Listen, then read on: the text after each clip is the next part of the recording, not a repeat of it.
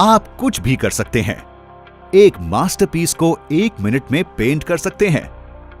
हर भाषा को 1 घंटे में सीख सकते हैं। रात भर में एक कई बिलियन डॉलर की कंपनी खड़ी कर सकते हैं और कल से विश्व पर राज कर सकते हैं। तो आपको क्या रोक रहा है? आप जो करना चाहते हैं वो क्यों नहीं कर पा रहे? क्या आपने बचपन में मोजार्ट का संगीत ज्यादा नहीं सुना? बड़े होते हुए ज्यादा सब्जियां नहीं खाई? या फिर ऐसा इसलिए है क्योंकि आप अपने दिमाग का इस्तेमाल उसकी पूरी क्षमता के साथ नहीं कर रहे?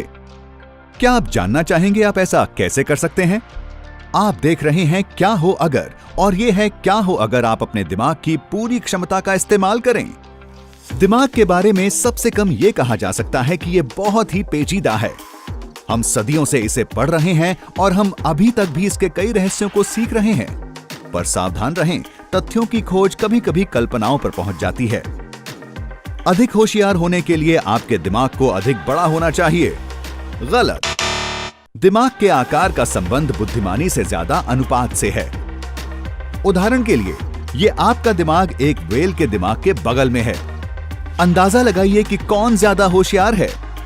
अंदाजा लगाइए कि किसके शरीर को ज्यादा प्रसंस्करण शक्ति यानी प्रोसेसिंग पावर की जरूरत है। आपका दिमाग व्हेल के दिमाग से छोटा है क्योंकि आपका शरीर छोटा है। हालांकि आपके दिमाग की संरचना इस तरह से है कि आपको जीवित रखने और कामयाब होने में समर्थ बनाता है। पर इन सब के बाद क्या आप इस बात का विश्वास करेंगे कि इंसान अपने दिमाग का सिर्फ 10% ही इस्तेमाल करते हैं? चलिए इसे 100% बनाते हैं।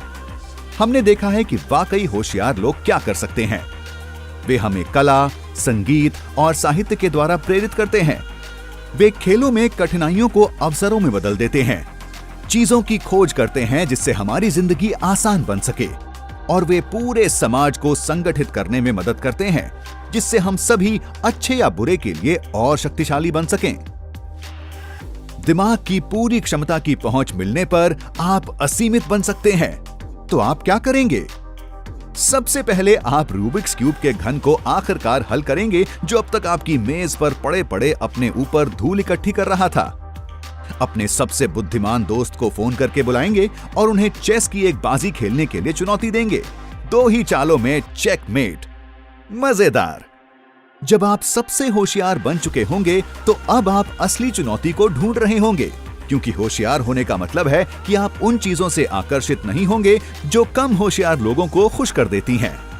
तो आपके शौक क्या हैं? कला, विज्ञान, प्रौद्योगिकी? जब आप असीमित बन जाते हैं तो आपको किसी एक चीज को चुनने की जरूरत नहीं है। पिकासो को ऐसे ही अच्छा समझा जाता है। माफ करना, मैं लेट हूं। मैं सारी रात भर कैंसर का इलाज कर रहा था, तो मैंने सोचा क्यों नहीं, और इसी तरह टाइम ट्रैवलिंग टॉयलेट का आविष्कार हुआ। अच्छा, वापस चलते हैं।